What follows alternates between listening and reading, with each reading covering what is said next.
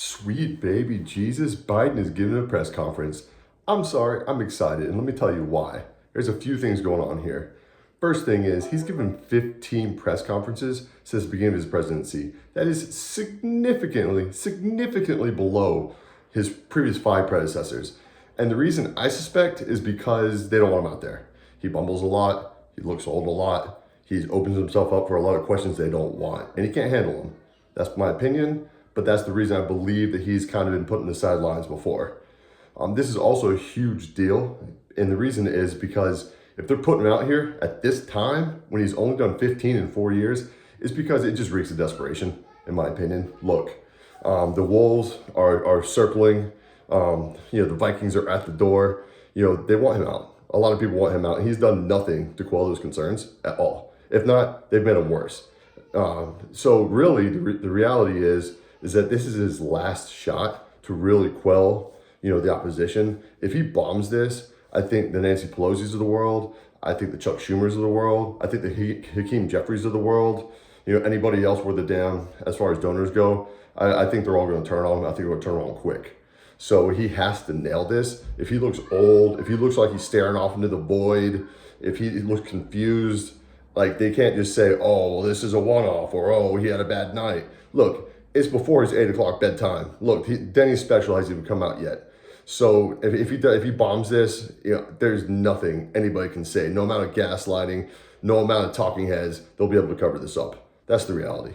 The second reason that I think this is really interesting is that Biden has never had a great relationship with the media at all. They always think that, he thinks that they don't give him enough credit for his accomplishments.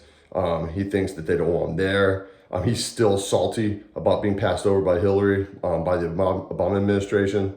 So I really think that they have never liked Biden, at least in his opinion. And on the flip side, the media at large has been really salty with Biden because he doesn't give them the access that they'd enjoyed with, say, an Obama, right? He's not going out there every, week or 2 weeks, giving them answers they need. They have largely sidelined Biden behind closed doors. Now, even close aides don't really get to talk with him a whole lot.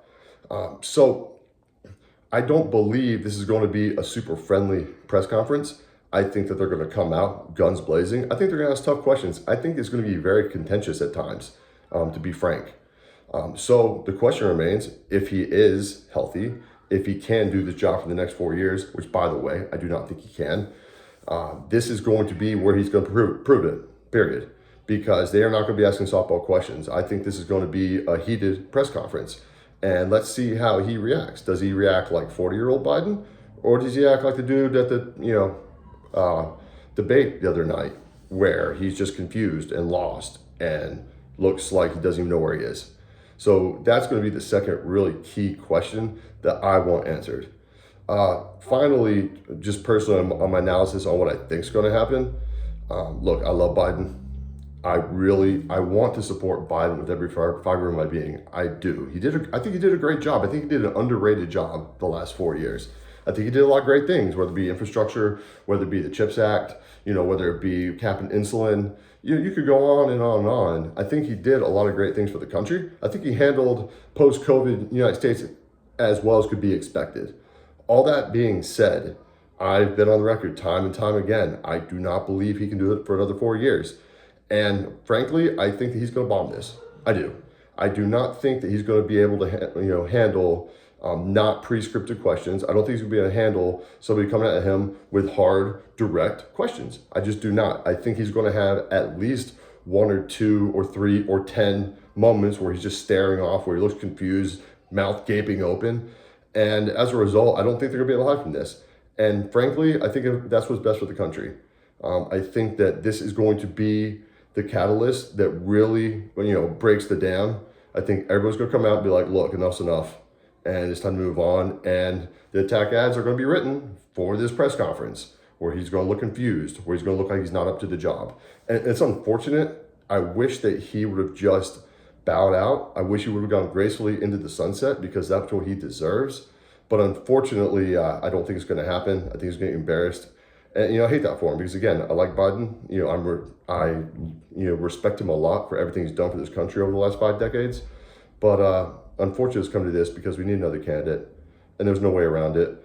And if it takes an embarrassment or two to get there, then unfortunately, that's just the way it has to be.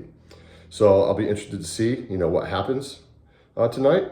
You may be wrong, but I doubt it. And I'll definitely have an analysis for you afterwards. Thanks.